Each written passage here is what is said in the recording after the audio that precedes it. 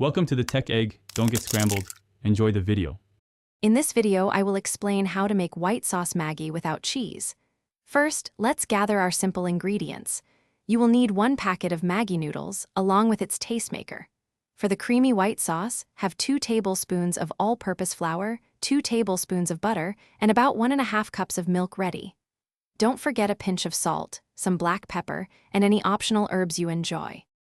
Now, let's create the delicious white sauce base. Begin by melting 2 tablespoons of butter in a saucepan over medium heat. Once melted, add 2 tablespoons of all-purpose flour, stirring constantly for about 1 to 2 minutes until it forms a smooth paste, known as a roux. Slowly pour in 1.5 cups of milk, whisking continuously to ensure there are no lumps and the sauce remains perfectly smooth. While your white sauce is thickening, cook your Maggi noodles in a separate pot according to the package directions. Once the noodles are perfectly cooked and tender, drain them completely.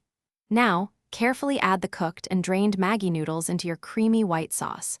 Stir everything together gently, ensuring every strand of noodle is coated in the rich, smooth sauce.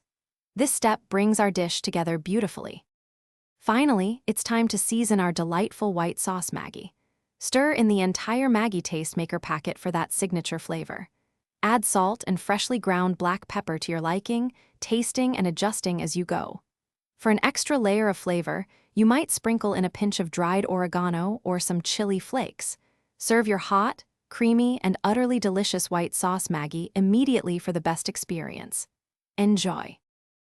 Thanks for watching. Consider subscribing if I helped unscramble your problems.